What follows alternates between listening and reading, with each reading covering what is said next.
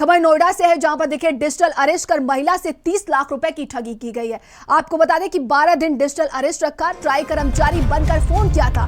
Money laundering में फंसाने का झांसा देकर ठगी की गई है। नोएडा साइबर थाना पुलिस ने मामले में केस दर्ज कर लिया है। तो 12 दिन डिजिटल अरेस्ट रखा, ट्राई कर्मचारी बन फोन किया था। ये बड़ी खबर देखिए नोएडा से है। तो मनी लॉन्ड्रिंग केस में फंसाने का झांसा देकर ठगी की गई है।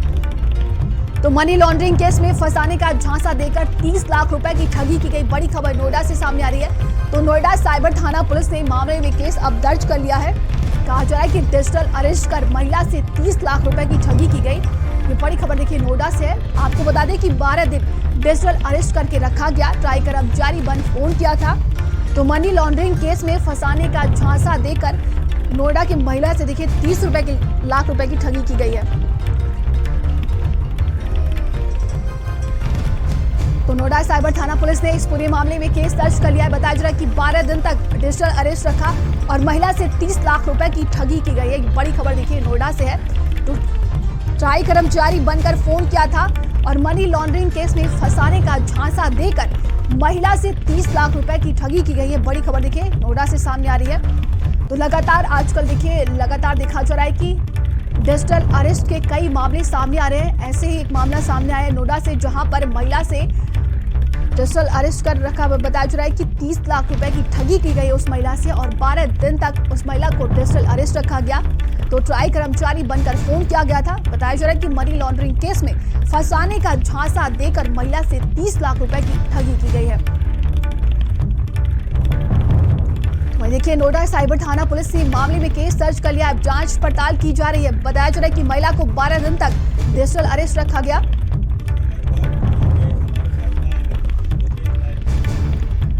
और ज्यादा जानकारी के साथ संवाददाता लोकेश हमारे साथ जुड़ गए। लोकेश, क्या कुछ अपडेट है इस पूरे मामले को लेकर? बताया जा रहा है कि महिला को 12 दिन तक डिजिटल अरेस्ट रखा गया है। मामला जो है वो नोएडा के साइबर थाने में दर्ज किया गया है और इस महिला को जिनका नाम प्रियंका बंसल है और ये सेक्टर 77 के जो प्रतीक विक्टोरिया सोसाइटी है वहाँ की रहने वाली हैं। इन्हें 12 दिनों तक डिजिटल अरेस्ट रखा गया। 2 सितंबर को उनके पास एक कॉल आई कि ट्राई की तरफ से आई और ये कहा गया कि आपके जो मोबाइल नंबर है उसका इस्तेमाल, उसके आपके आधार कार्ड से आप एक मोबाइल नंबर लिया गया है और उस मोबाइल नंबर का यूज़ जो मनी लॉन्ड्रिंग है इसके केस में किया जा रहा है। और अन्य चीज़ों की जांच के लिए उनसे जो है तमाम दस्तावेज मांगे गए और फाइनली उनको एक वीडियो कॉल की गई। वीडियो कॉल लखनऊ के एक जो चंदन नगर थाना है वहाँ के एक SHO से बात कराई गई, जो कि पूरी तरीके से कॉल फर्जी थी। वो वीडियो कॉल अब वो कहीं से उन्होंने गलत तरीके से एक फर्जी पुलिस वाला वर्दी में बिठा करके उससे बात कराई और जो वर्दी वाले शख्स ने भी इस महिला को धमकाया कि अगर आपने कॉल काटी या फिर आपने कहीं और शिकायत करने या परिवार वालों को दी तो हम नोएडा पुलिस के संपर्क में हैं, जल्द ही आपके बेटे और पति को गिरफ्तार कर लिया जाएगा। इसकी धमकी देते हुए महिला को कॉल पर रखा गया और ये कहा गया कि एनफोर्समेंट डायरेक्टरेट आपके कुछ दस्तावेजों की जांच करेगा। उस महिला से वो दस्तावेज भी लिए गए और लगातार 12 दिनों तक उससे इस बात की इंटरप्रिटेशन करते रहे कि आपने किस किस तरीके से फर्जीवाड़ा किया है। और फाइनली जब 14 तारीख को उसके खाते से अलग अलग दिनों में करीब 30 लाख रुपए की जब ट्रांजैक्शन हो गई, तब महिला को शायद ये जानकारी हुई कि उसके साथ कोई फ्रॉड हुआ है। तब उसने जाकर के इस मामले में शिकायत दर्ज कराई है। 14 तारीख के बाद में साइबर थाने को शिकायत दी थी, जिसकी एक जांच पड़ताल के बाद ये मुकदमा साइबर थाना नोएडा में दर्ज कर लिया गया है।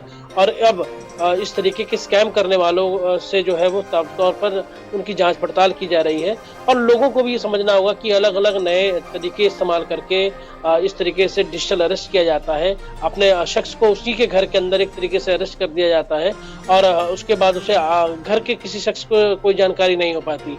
और ये हैरान करने वाली बात है कि 12 दिनों तक जब इसको रखा गया तो उस ऐसे मामलों में आप सीधे तौर पर पुलिस की सहायता लें और अपने परिवार वालों को उसकी जानकारी दें, क्योंकि एक शख्स के माइंडसेट को काउंटर करना आसान होता है और पूरे परिवार को कर पाना मुश्किल होता है। और स्कैम करने वाले इस चीज को बखूबी जानते हैं, इसीलिए वो ऐसी महिलाओं को जो कामकाजी महिलाएं हैं उनको टारगेट करते हैं। जी देखिए, आए दिन देखा जा रहा है कि डिजिटल अरेस्ट के मामले बढ़ते ही जा रहे हैं। ऐसे में प्रशासन को अब सख्ती बरतने की जरूरत है। कहा जा रहा है कि महिला ने शिकायत दर्ज करवाई, प्रशासन की तरफ से क्या कुछ कहा गया है, साइबर टीम ने क्या कुछ कहा है? और देखिए नंदनी, इस तरीके के केस अगर आप गौर करें तो लगातार दिल्ली और आसपास के क्षेत्र में हो रहे हैं, और ये केवल इसका दायरा कोई दिल्ली एनसीआर नहीं है, बल्कि कहीं भी आपके जो डेटा है वो सब कुछ सार्वजनिक है, और ऐसे में आपको कहीं भी शिकार बनाया जा सकता है। और इससे बचने का केवल एक तरीका है कि आप जागरूक रहिए और सीधे तौर पर चाहे वो उत्तर प्रदेश पुलिस की साइबर पुलिस हो, साइबर थाना हो, या हर जिले के अंदर साइबर थाने खोले गए हैं, वहां पर जागरूकता अभियान चलाया जाता है कि अगर इस तरीके की कोई भी आपको शक और शुबा होता है तो आप सीधे तौर पर साइबर थाने पर आप संपर्क कर सकते हैं। और ऐसे में जिस नंबरों से कॉल आई है उन नंबर्स को आप सार्वजनिक कर सकते हैं, उनको बता सकते हैं, जिसके बाद वो इस मामले में इंक्वायरी करेंगे और उनके खिलाफ कार्रवाई करेंगे और नंबर्स को भी ब्लॉक किया जा सकता है। इस मामले में भी ऐसा ही हुआ कि महिला ने उन 12 दिनों तक किसी को घर में इसकी जानकारी नहीं दी, और जब उसके खाते से आरटीजीएस के जरिए रकम का ट्रांसफर कर लिए गए और उसके बाद उसके पास कोई कॉल नहीं आई, ना कोई इस तरीके का फर्दर जो ईडी इसके की तरफ से कोई क्लियरेंस की बात जो कही गई थी उसे वो नहीं मिली, तब जाकर के उसको ये शक हुआ कि उसके साथ कोई बड़ा जो है वो मनी लॉन्ड्रिंग वो जो बड़ा जो है वो मॉनेटरी फ्रॉड हो चुका है। तब उसने जाकर के जो नोएडा का साइबर थाना है वहां पर एफआईआर दर्ज कराई है। साइबर थाने में अभी नंबर्स के आधार पर उनको ट्रैक करने की कोशिश की जा रही है। तमाम जानकारी के लिए आपका बहुत बहुत धन्यवाद है।